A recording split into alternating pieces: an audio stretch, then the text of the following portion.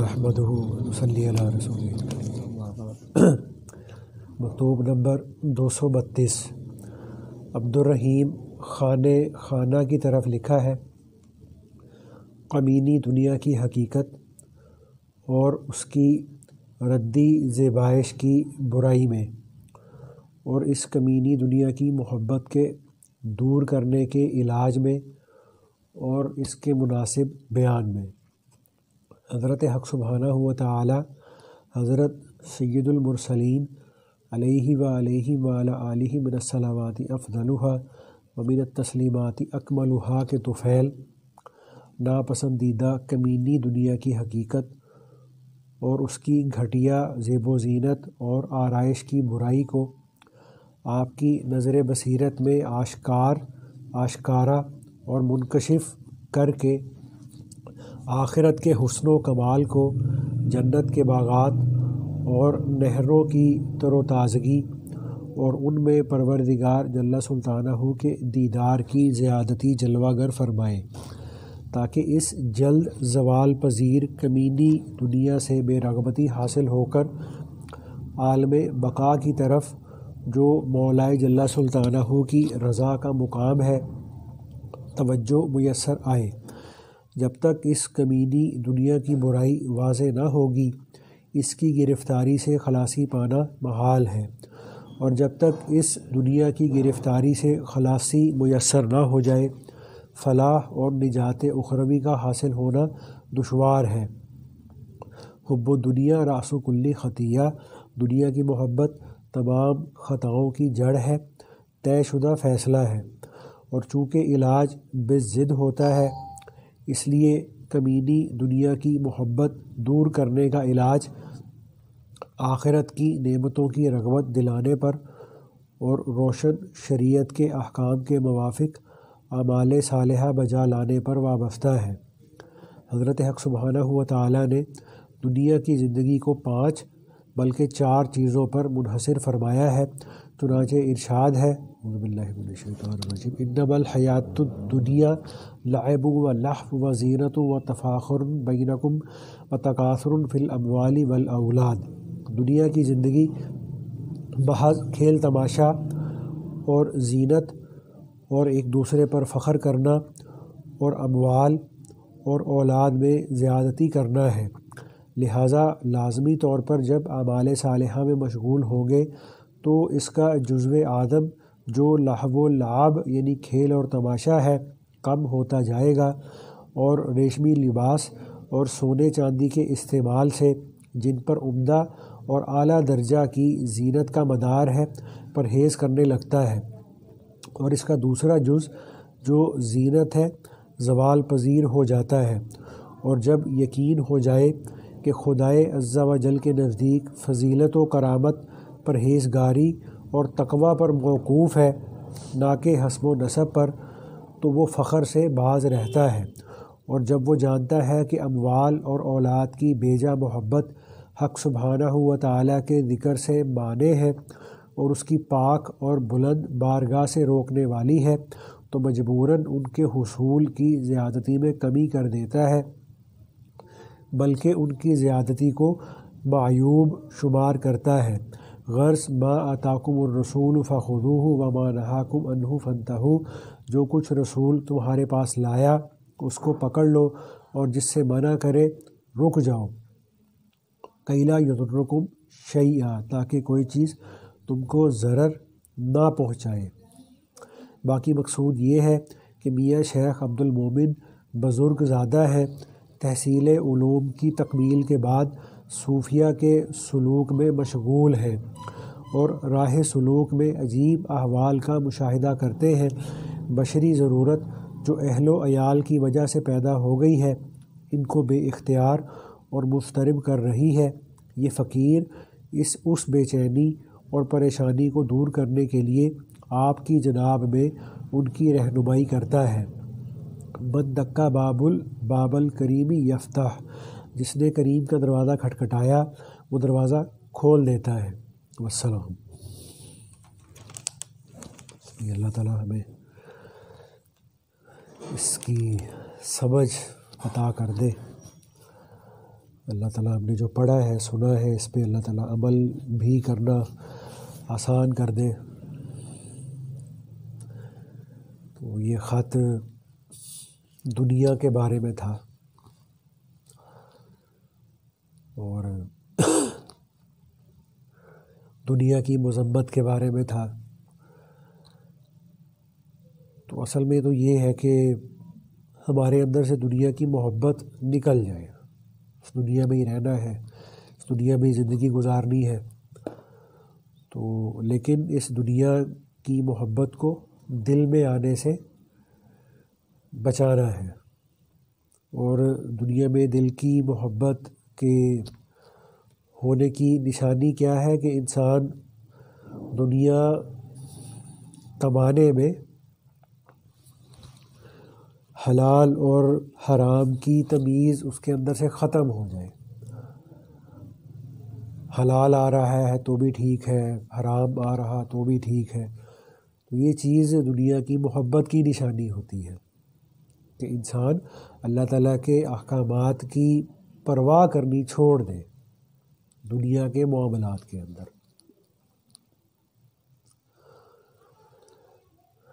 اور جتنا ہم اللہ تعالیٰ کا ذکر زیادہ کریں گے انشاءاللہ تو اللہ تعالیٰ کے پاک نام کے لینے کی برکت سے کیا ہوگا کہ دنیا کی محبت ہمارے دل سے انشاءاللہ تعالیٰ آہستہ آہستہ نکل جائے گی۔ جیسے قرآن پاک کے اندر اللہ پاک فرماتے ہیں نا، ان الملوک اذا دخلوا قریۃ افسدوها وجعلوا اعزۃ اہلها اذلہ، جس کا ترجمے کا مفہوم بنتا ہے کہ جب بادشاہ کسی بستی میں داخل ہوتے ہیں تو اس بستی میں فساد برپا کر دیتے ہیں، اور اس بستی کے جو معزز لوگ ہوتے ہیں، مطلب شریف لوگ ہوتے ہیں، ان کو ذلیل کر کے وہاں سے وہ نکال دیتے ہیں۔ تو اس میں ہمارے ایک ہندوستان کے ایک عالم تھے، ماشاءاللہ صوفی بھی تھے، عالم بھی تھے، مولانا مسیح اللہ خان صاحب رحمۃ اللہ علیہ۔ وہ یہ بات فرمایا کرتے تھے کہ اگر اس مثال میں بادشاہ سے مراد اللہ تعالیٰ کے ذکر کو لیا جائے اور بستی سے مراد انسان کے دل کو لیا جائے، اور انسان کے دل کے اندر جو دنیا کی محبت، دنیا کی زیب و زینت اور دنیا کی آرائش اور دنیا کے مال و متاع کی جو جتنی بھی چیزیں ہیں جو ہمارے دل کے اندر اپنا گھر کر کے بیٹھی ہوئی ہیں، جب ہم اللہ کے ذکر کی کثرت کریں گے، اللہ کے نام کو دل سے بار بار گزارنے کی مشق کریں گے، تو جیسے جب بادشاہ بستی میں داخل ہوتے ہیں تو فساد برپا کر دیتے ہیں، اور بستی میں جو عزت والے لوگ ہوتے ہیں ان کو ذلیل کر کے باہر نکال دیتے ہیں۔ تو اسی طرح سے جب اللہ کا نام، اللہ کا ذکر جو اپنے شیخ سے حاصل کیا ہوا ہوگا، جب وہ انسان کے دل میں بار بار جائے گا، انسان اس کی بار بار تکرار کرے گا، تو اللہ تعالیٰ کے فضل سے جو دنیا ہمارے دلوں کے اندر جو آج ایک محترم مقام حاصل کیے بیٹھی ہے، ایک معزز چیز بن کے بیٹھی ہے، تو اللہ کے فضل سے دنیا کی محبت ہمارے دل سے اللہ نکال دیں گے۔ اور جن لوگوں نے دنیا کی محبت کو اپنے دل سے نکالنے پہ محنت کی اور اللہ کے ذکر پر محنت کی اور اپنے شیخ سے روحانی تربیت کو حاصل کیا، تو جب انہوں نے محنت کی اپنے دل کو دنیا کی محبت سے پاک کرنے میں، تو اللہ تعالیٰ نے کتنے اعلیٰ ترین درجے کے اندر ان کے دلوں کے اندر اپنی عظمت کو پیدا کیا، اپنے خوف کو پیدا کیا، اور دنیا کی محبت سے کس طرح اللہ نے ان کے دلوں کو پاک کر دیا۔ اس میں ہمارے سلسلے کے جو بزرگ تھے حضرت مرزا مظہر جانے جانا رحمۃ اللہ علیہ، ان کے حالات میں آتا ہے کہ اورنگزیب عالمگیر بادشاہ، وہ ان کا چچا زاد بھائی تھا یا خالہ زاد بھائی تھا، یعنی کافی قریبی رشتہ دار تھا، تو وہ ان کے پاس آتا رہتا تھا کبھی کبھار۔ تو ایک بار آیا ہوا تھا، تو جیسے وہ بادشاہ یا بڑے لوگ جب بزرگوں کے پاس جاتے ہیں تو فرماتے ہیں کہ جی کہا کرتے ہیں کہ جی کوئی ہمارے لائق کوئی خدمت ہو یا کوئی فرمائش ہو، کسی چیز کی ضرورت ہو تو ہمیں ضرور بتائیے گا۔ تو ایسے ہی اس نے حضرت مرزا مظہر جانے جانا رحمۃ اللہ علیہ کو یہ بات کہی، تو مرزا مظہر جانے جانا رحمۃ اللہ علیہ نے اس کو فرمایا کہ بھائی اللہ تعالیٰ نے یہ آدم علیہ السلام سے جب سے یہ دنیا پیدا کی ہے اور دنیا کے مال اسباب کو پیدا کیا ہے، اور قیامت تک اللہ تعالیٰ جتنی بھی دنیاوی چیزیں، دنیاوی مال اسباب پیدا فرمائیں گے، تو اللہ تعالیٰ نے اس اتنی بڑی دنیا کو اور اتنے بڑے اس کے ساز و سامان کو قرآن پاک کے اندر فرمایا ہے قل متاع الدنیا قلیل، کہ یہ جو دنیا ہے، دنیا کی متاع ہے، یہ بہت قلیل ہے، بہت تھوڑی ہے۔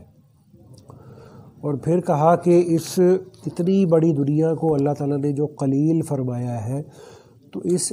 اتنی بڑی دنیا کو جو قلیل فرمایا، اس قلیل میں سے تمہیں کتنی چھوٹی سی بادشاہت ملی ہے۔ تو اب جب تم اتنی قلیل دنیا کی اتنی قلیل سی بادشاہت میں سے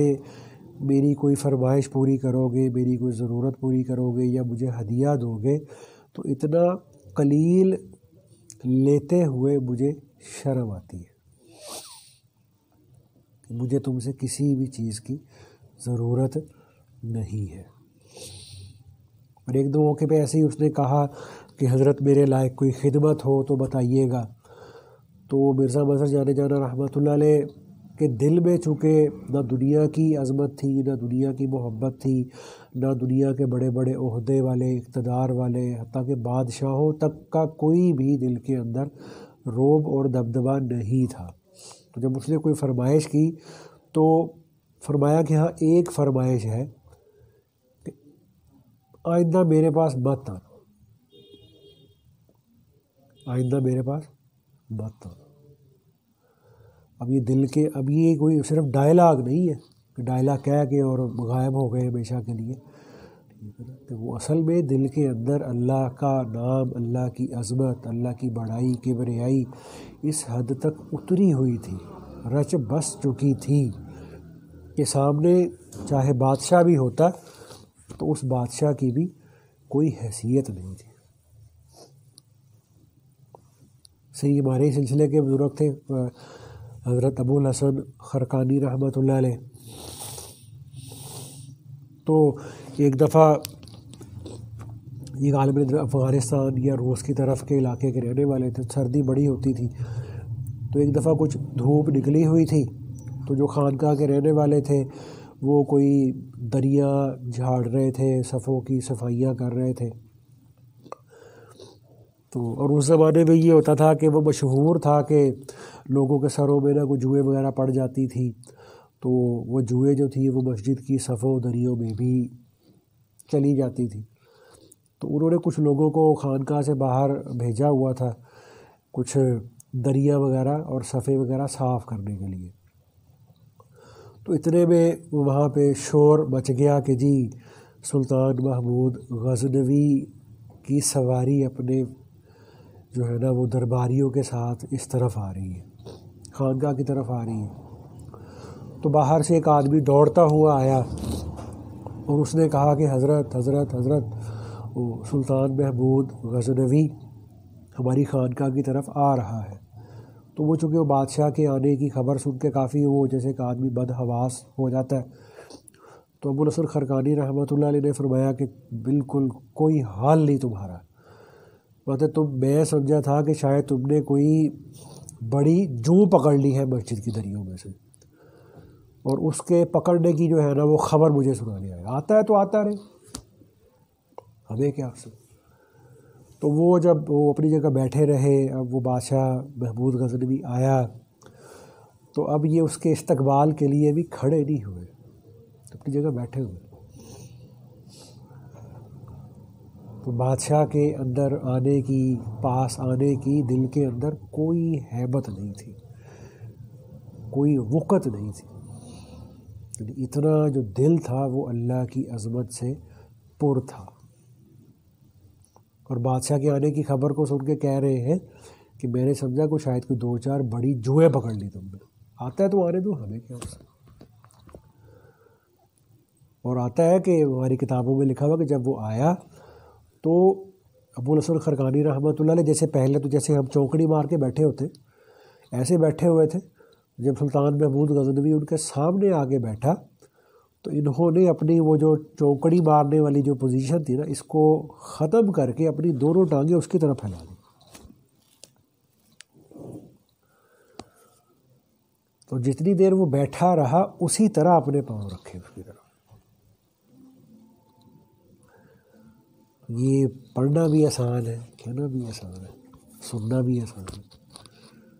لیکن اس طرح سے دنیاوی ساز و سامان، دنیا والے بادشاہ حکمران، ان کے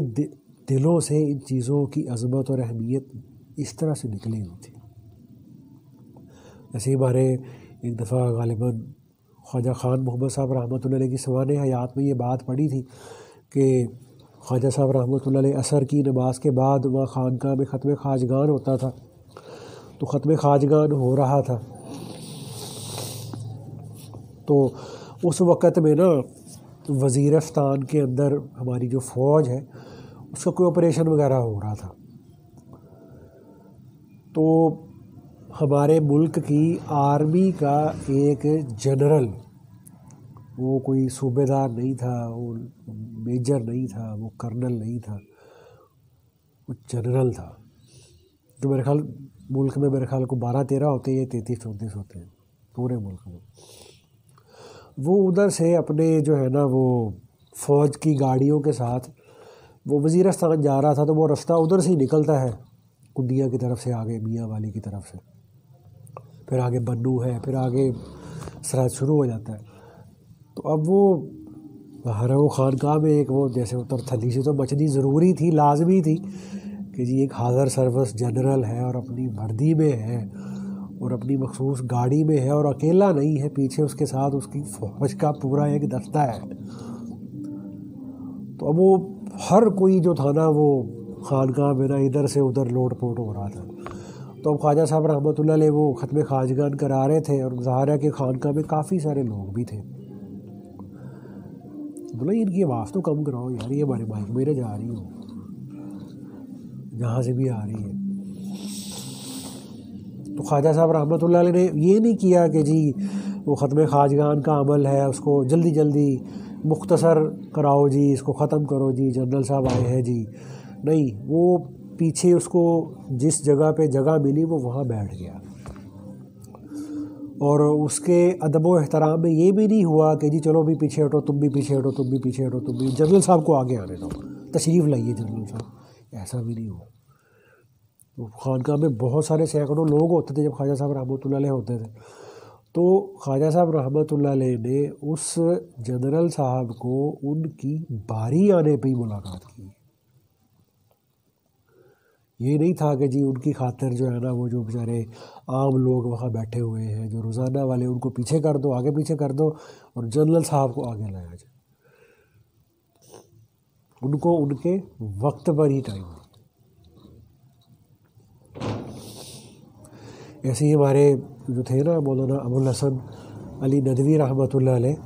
انہوں نے ایک جگہ پہ یہ بات لکھی ہے کہ خواجہ نظام الدین اولیاء رحمۃ اللہ علیہ ہندوستان کے اندر ایک دفعہ کہیں جا رہے تھے، تو راستے میں ہی تھک گئے، ساتھ میں ان کے کچھ مریدین بھی تھے، کچھ لوگ بھی تھے، تو جو اس وقت کا جو کچا پکا سا جو بھی راستہ تھا تو وہ راستے میں ہی کچھ کمر سیدھی کرنے کے لیے لیٹ گئے، چادر بچھائی وہیں لیٹ گئے، تو جب لیٹ گئے تو سو گئے، تو تھوڑی دیر کے بعد نا ساتھ والوں نے بتایا کہ حضرت وہ بادشاہ سلامت کی نا سواری اس راستے سے گزر رہی ہے، بس وہ پیچھے آ رہی ہے۔ تو آپ نے چونکہ نا اپنے وہ پاؤں بالکل ہی نا وہ رستے کے بیچ میں رکھے ہوئے ہیں، تو آپ نا ذرا اپنے پاؤں سمیٹ لیجیے تاکہ وہ بادشاہ کو مسئلہ نہ ہو۔ بادشاہ ہو کہ وہ ذہن بھی ایسے ہوتے ہیں، طبیعتیں بھی ایسی ہوتی ہیں۔ تو خواجہ نظام الدین اولیاء رحمۃ اللہ علیہ نے، وہ مولانا ابو الحسن ندوی رحمۃ اللہ علیہ فرماتے ہیں، جملہ فرمایا، اور جو تاریخی جملہ فرمایا نظام الدین اولیاء رحمۃ اللہ علیہ نے فرمایا کہ بھائی جو اپنے ہاتھ سمیٹ لیتا ہے اس کو پاؤں سمیٹنے کی ضرورت نہیں رہتی۔ کہ ہم بادشاہ سے جو ہے نا وہ کوئی اپنی دنیاوی ضروریات کے لیے کوئی اپیلیں نہیں کرتے، اس سے کوئی چندے نہیں لیتے، اس کے پاس اپنی ضرورتوں کو، اپنی حاجتوں کو پورا کرانے کے لیے اس کے پیچھے پیچھے نہیں پھرتے۔ تو چونکہ ہم نے اپنا ہاتھ سمیٹ لیا ہے بادشاہ کے سامنے، حکمرانوں کے سامنے، دنیا والوں کے سامنے اپنے ہاتھ نہیں پھیلاتے، تو جو اپنا ہاتھ سمیٹ لیتا ہے تو ایسے موقع پر پھر اس کو پاؤں سمیٹنے کی ضرورت نہیں ہوتی۔ اور پھر وہ فرماتے ہیں کہ وہ بادشاہ سلامت کی وہاں سے سواری گزری لیکن انہوں نے اپنے پاؤں نہیں سمیٹے۔ کتنا دل کے اندر وہ دنیا اور دنیاوی چیزیں، مال، اسباب، حکمران، ان کی عظمت، اہمیت دلوں سے نکلی ہوئی تھی، اور اللہ کی محبت، اللہ کی عظمت اتنی دل کے اندر اتری ہوئی تھی جن لوگوں نے محنت کی تھی۔ ایسے پر ابو الحسن علی ندوی رحمۃ اللہ علیہ نے اس کے بعد یہ لکھا ہے کہ ہمارے یہ صوفیاء کے اندر نا ایک خواجہ میر درد نام کے نا ایک شاعر گزرے ہیں، تو وہ فرماتے تھے کہ یہ شاعر کی حیثیت میں زیادہ مشہور تھے اور شیخ طریقت کی حیثیت میں کم مشہور تھے۔ تو چونکہ شاعری زیادہ کرتے تھے تو اس وجہ سے لوگ ان کو صوفی شاعر تو سمجھتے تھے لیکن شیخ طریقت نہیں سمجھتے تھے۔ تو انہوں نے لکھا ہے کہ ایک دفعہ جو بادشاہ تھا وہ خواجہ میر درد رحمۃ اللہ علیہ کی جو خانقاہ میں جہاں وہ بیٹھے ہوتے تھے وہاں آیا، اور آ کے وہ ان کے سامنے بیٹھ گیا۔ تو انہوں نے لکھا ہے کہ اس وقت میں نا بادشاہ کی ٹانگ میں ذرا تکلیف تھی، تو جس وجہ سے بادشاہ کو، جیسے ہم لوگ ایسے چوکڑی مار کے بیٹھے ہوتے ہیں تو اس طرح سے نا اس کو بیٹھنے میں ذرا تکلیف تھی۔ تو بادشاہ سلامت نے کیا کیا، انہوں نے وہ زمین پہ چٹائی وغیرہ پہ بیٹھے ہوئے تھے، تو انہوں نے اس مجلس میں ہی نا اپنی وہ جو بادشاہ نے ٹانگیں پھیلا دی۔ تو اب چونکہ بادشاہ کی دل کے اندر کوئی عظمت نہیں تھی، عظمت تھی تو اللہ کی تھی، تو فوراً بادشاہ کو نا خواجہ میر درد رحمۃ اللہ علیہ نے ٹوکا کہ بادشاہ سلامت، آپ کو لوگوں کی مجلس میں، محفل میں بیٹھنے کے آداب نہیں آتے؟ ٹانگ سے بیٹھے اپنی، کسی کو آپ دیکھ رہے ہیں کہ آپ کی طرح ٹانگیں پھیلا کے بیٹھا ہوا ہے؟ تو وہ بادشاہ سلامت عرض کرنے لگے، وہ فرمانا تو اس نے کیا تھا بیچارے نے، بادشاہ سلامت کہنے لگے کہ حضرت وہ میری نا ذرا ٹانگ میں تکلیف ہے، اس وجہ سے میں نے اپنا پاؤں پھیلایا ہوا ہے۔ تو آگے سے یہ نہیں فرمایا اچھا چلو کوئی بات نہیں، تو فرمایا کہ بھائی اگر ٹانگ میں یا پاؤں میں تکلیف تھی تو آپ اپنے گھر میں آرام کرتے، یہاں کیا کرنے آئے؟ یہاں آپ کو بیٹھنا ہے، ہمارے پاس رہنا ہے، تو آپ کو آداب مجلس کی رعایت کرنی پڑے گی۔ تو ابو الحسن علی ندوی رحمۃ اللہ علیہ بڑی محقق شخصیت ہے، ہندوستان میں بھی، عربوں کے اندر بھی، یورپ کے، تو انہوں نے لکھا ہے اپنی کتاب میں کہ بادشاہ کو اپنی ٹانگیں سمیٹنی پڑی۔ تو یہ لوگ تھے جنہوں نے اپنے باطن کے اوپر اتنی محنت کی ہوئی تھی، دنیا کی، دنیاوی چیزوں کی کوئی عظمت اہمیت نہیں تھی دل کے اندر۔ ایسے ہی پھر اس کے بعد انہوں نے اسی کتاب میں یہ بات لکھی ہے کہ وہ فرماتے ہیں کہ ملک شام کے اندر ایک بہت بڑے کوئی محدث تھے، ان کا نام تھا شیخ سعید حلبی رحمۃ اللہ علیہ۔ تو وہ اس وقت میں شام میں حلب کے اندر ایک بہت بڑی اس وقت کے اعتبار سے یونیورسٹی تھی،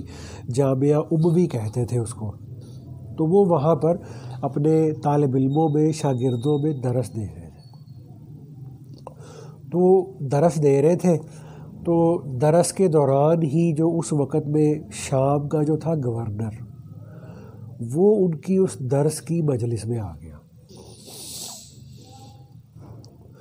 تو اب کافی سارے وہاں طالب علم تھے، تو اب وہ جو اس مجلس کے کنارے پہ آ کے وہ کھڑا ہو گیا۔ تو اب وہ طالب علم بھی یہ سوچ رہے تھے کہ جی حضرت کو اپنا درس موقوف کر کے گورنر صاحب کو مطلب ان کو پروٹوکول دینا چاہیے، ان کو بٹھانا چاہیے، ان کے لیے کوئی جگہ خالی کرنی چاہیے۔ تو لیکن ایسی کوئی بات بھی نہ ہوئی، حتیٰ کہ وہ طلبہ بتاتے تھے کہ شیخ سعید حلبی رحمۃ اللہ علیہ نے ترچھی آنکھ سے بھی گورنر صاحب کی طرف دیکھا نہیں، کھڑے ہیں تو کھڑے رہے ہمیشہ، بالکل ان کی طرف توجہ ہی نہیں کی۔ اور وہ فرماتے ہیں کہ جو طالب علم تھے وہ کہتے تھے کہ جو شام کا اس وقت میں گورنر تھا وہ اتنا ظالم تھا، اتنا سفاک تھا کہ اگر کوئی آدمی اس کی خلاف ورزی چھوٹا سا بھی کام کر دیتا تو وہ موقع پر ہی اس کی گردن اتار دیا کرتا تھا۔ تو وہ طلبہ کہتے تھے کہ بھئی ہم نے، چونکہ وہ عرب تھے نا تو ان کے لمبے لمبے چوغے، کھلے کھلے چوغے تھے، تو وہ طالب علم تھے نا، وہ کہتے کہ ہم نے نا ڈر اور خوف کی وجہ سے اپنے جو تھے نا لباس اور چوغے ان کو نا سمیٹ لیا، سمیٹا اس ڈر سے کہ ابھی جو ہے نا ہمارے استاد صاحب کی گردن اترنے والی ہے، اور ان کی گردن جب بھری مجلس میں اتاری جائے گی تو ظاہر خون کے چینٹے ہمارے کپڑوں پہ پڑیں گے۔ لیکن انہوں نے بالکل کوئی پرواہ نہیں کی۔ تو وہ جو گورنر تھا وہ کافی دیر وہاں کھڑا رہا، اور کھڑے رہنے کے بعد وہ واپس چلا گیا۔ اور جب وہ واپس آیا اور واپس گیا تو اس نے اپنے ملازم کے ہاتھ میں سونے کی اشرفیوں کا ایک بھرا ہوا تھیلا شیخ سعید حلبی صاحب کی خدمت میں ہدیے کے طور پہ بھیجا۔ یعنی وہ ان کے استغنا سے اتنا متاثر ہوا۔ تو انہوں نے کہا کہ بھائی یہ اشرفیوں کا تھیلا واپس لے جاؤ اور اپنے گورنر کو میرا سلام کہنا، اور اس کو میرا یہ پیغام دے دینا کہ جو پاؤں پھیلاتا ہے وہ ہاتھ نہیں پھیلایا کرتا۔ کیونکہ اس وقت میں چونکہ وہ ضعیف تھے تو وہ اس حال میں بیٹھے ہوئے تھے کہ انہوں نے اپنی ایک ٹانگ، وہ جس طرف کو گورنر کھڑا تھا نا اس طرف کو انہوں نے اپنی ٹانگ پھیلائی ہوئی تھی، کھولی ہوئی تھی۔ تو اس لیے انہوں نے یہ فرمایا کہ بھائی اپنے گورنر سے یہ کہہ دینا کہ جو پاؤں پھیلاتا ہے نا وہ ہاتھ نہیں پھیلاتا۔ اور یہ تو ہم کہہ لیتے ہیں کہ جی یہ تو آج سے کوئی تھی جی 500 سال پرانی بات تھی، 800 سال پرانی بات تھی۔ تو اگر ہم آج کے دور میں تھوڑا پیچھے چلے جائیں تو ہمارے جو مولانا احمد علی لاہوری صاحب رحمۃ اللہ علیہ کے بھی حالات کے اندر آتا ہے کہ وہ بھی اللہ کے فضل سے بہت زیادہ نڈر تھے، بہت زیادہ جرأت والے تھے، کسی سے بھی ڈرتے نہیں تھے۔ تو ایک دفعہ ایسا ہوا کہ ان کے وقت میں، اس کی مجھے پوری تفصیل تو نہیں یاد، کہ ایک نا ان کے دور میں نا ایک خاکسار تحریک چلی تھی، خاکسار تحریک چلی تھی۔ تو اب وہ جو اس وقت میں جو حکومت تھی وہ اس خاکسار تحریک کی مخالفت میں تھی۔ تو اب کوئی مذاکرات وغیرہ کرنے کی ضرورت پیش آئی۔ تو اس وقت میں جو پنجاب کا گورنر تھا اس نے مذاکراتی جو ٹیم تھی اس کے اندر مولانا احمد علی لاہوری رحمۃ اللہ علیہ کو بھی بلایا ہوا تھا۔ تو اب جب مذاکرات ہو رہے تھے، بات چل رہی تھی، گفتگو ہو رہی تھی، تو اب وہ گفتگو کے اندر کوئی ایسا موڑ آ گیا کہ جس میں جو گورنر صاحب تھے نا وہ ذرا اپنے وہ گورنری کے مطلب زوم کے اندر آ گئے، اور وہ جیسے ایک بندہ غصے کے اندر آ جاتا ہے اور وہ جیسے ایک دھمکی والا ایک انداز ہو جاتا ہے، تو احمد علی لاہوری رحمۃ اللہ علیہ اسی وقت جب انہوں نے وہ دیکھا نا کہ یہ اپنی گورنری یا اپنے عہدے کے کوئی روب یا زوم کے اندر آ گیا ہے، تو احمد علی لاہوری رحمۃ اللہ علیہ اسی وقت میں گورنر صاحب سے ناراض ہو کر اس میٹنگ سے اٹھ کے مسجد میں تھی یا جہاں بھی ہو رہی تھی اٹھ کے باہر آ گئے۔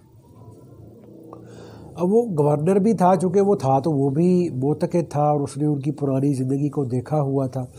تو وہ ان کو منانے کے لیے ان کے پیچھے آیا اور کہنے لگا کہ حضرت ٹھیک ہے، آپ ناراض ہو گئے ہیں، آپ کو اختلاف ہے،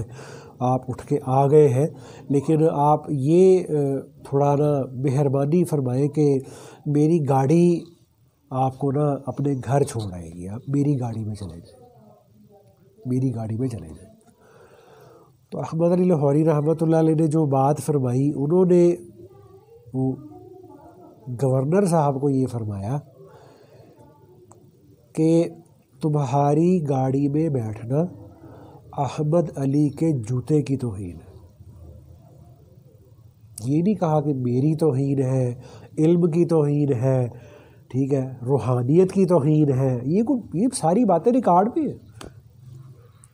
تمہاری گاڑی میں بیٹھنا احمد علی کے جوتے کی توہین ہے، نہیں بیٹھے۔ تو یہ اتنی بات کرنا، اور ایسے جن کو ہم آج کے دور میں ڈائیلاگ کہہ لیتے ہیں، یہ ڈائیلاگ ہی تھے سارے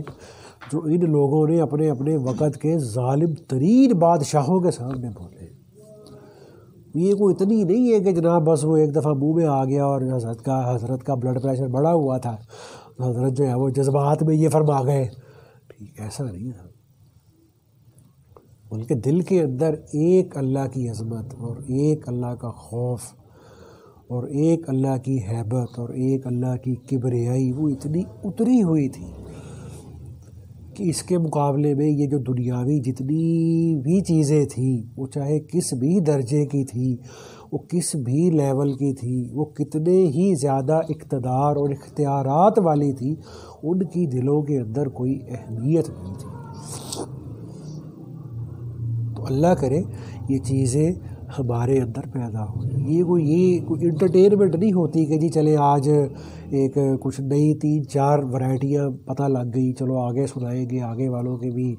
جو ہے نا وہ ذرا طرح نکالیں گے۔ یہ چیزیں اس لیے نہیں ہوتی، بلکہ ان چیزوں کا بار بار کا تذکرہ، ان چیزوں کا بار بار کا مذاکرہ اس لیے ہوتا ہے کہ اللہ کرے ہمارے اندر بھی یہ چیزیں پیدا ہو جائیں۔ یہ ہم جتنا جو ہمارا جو ذکر کے اسباق ہیں، ہم ان کی نا پابندی کیا کریں، سستی نہ کیا کریں، ٹھیک ہے، اور پھر اپنے حالات شیخ کو بتاتے بھی رہا کریں۔ دیکھو بیعت ہے، یہ ایک عادت نہیں ہے، یہ ایک عبادت ہے۔ یہ نہ ہو کہ جی بس بیعت ہو گئے برکت کے طور پہ، اور اب جب کبھی کاروبار میں پھنس جائیں گے یا اولاد کے کسی معاملے میں اللہ نہ کرے پھنس جائیں گے، ٹھیک ہے، تو یا اس طرح کی کبھی کسی چیز کے اندر کہیں کوئی رکاوٹ آ جائے گی تو حضرت کے پاس چلے جائیں گے، دعا کرا لیں گے، ان سے کوئی وظیفہ پوچھ لیں گے، تو یہ ہمارا بیعت کا تعلق صرف اتنا ہی نہ ہو، بلکہ اپنی اصلاح کے لیے ہو، اپنی روحانی ترقی کے لیے ہو، ٹھیک ہے نا۔ تو اس لیے اپنے جو حالات ہیں وہ ہم نے جن سے بیعت کی ہے، جن سے ہمارا بیعت کا تعلق ہے، ہمیں ان کو اپنے حالات بتانے چاہیے، اور حالات رنگین بھی بتانے چاہیے، سنگین بھی بتانے چاہیے۔ یہ نہیں ہے کہ اچھے اچھے خواب آتے ہیں، وہ تو بڑا حضرت کو جو ہے نا وہ چکنی چپڑی لگا کے حضرت میں نے مراقبے کے اندر یہ دیکھا تھا، اور میں رات کو جب سویا ہوا تھا تو میں نے یہ چیز دیکھی تھی، یہ تو بتا دیا، بتانا بھی چاہیے، لیکن اپنے اندر میں جو کمی ہے، اپنے اندر میں جو عیب ہے، اپنے اعمال کے اعتبار سے ہمارے اندر جو کمزوری ہے وہ بھی بتانی چاہیے، ٹھیک ہے نا۔ تو اللہ کے فضل سے بتائیں گے تو اللہ کے فضل سے اس کا کوئی نہ کوئی حل ہمارے سامنے نکل آئے گا، ٹھیک ہے نا۔ اگر اللہ نہ کرے اس کو چھپاتے رہیں گے، اس پہ پردے ڈالتے رہیں گے، تو پھر وہ عادت یا کوئی بھی جو چیز ہے وہ ہمارے ساتھ پوری زندگی چلتی رہے گی۔ جیسے ایک چیز ہے، ایک پودا ہے، اس کو ابھی لگائے ہوئے ہمیں 2 ماہ ہوئے ہیں، 6 ماہ ہوئے ہیں، سال ہوا ہے، 2 سال ہوئے ہیں، اگر اس کے اندر کوئی نقص پیدا ہو جائے، اس کے اندر کوئی جو ہے وہ اس کو کوئی کیڑا لگ جائے، اس کے اندر کوئی سنڈی پیدا ہو جائے، تو اس کو ابھی سنبھالنا، اس کو ہینڈل کرنا آسان ہے۔ چاہے جائے کہ کل کو وہ چند سال کے بعد ایک مضبوط تناور درخت بن جائے گا، اور اس کے درخت بن جانے کے بعد اگر ہم اس کے اندر کی کسی کمی کو، کسی نقص کو دور کرنے کی کوشش میں لگیں گے تو بہت مشکل ہو جائے گی۔ تو اسی طرح سے جب ہم ابھی ابتدا کے اندر ہیں تو ابھی ہمارے اندر کوئی کمی ہے، کوئی بیشی ہے، کوئی کوتاہی ہے، تو اگر ابھی سے ہم اس کے علاج کی کوشش کریں گے تو اللہ کے فضل سے اس کا علاج آسانی سے ہو جائے گا، ورنہ چلتے چلتے چلتے چلتے بہت دیر ہو جاتی ہے، اور پھر اتنا ہی زیادہ انسان کو اس کی اصلاح میں وقت لگتا ہے۔ تو اللہ تعالیٰ بھائی مجھے، آپ کو، ہم سب کو اس پہ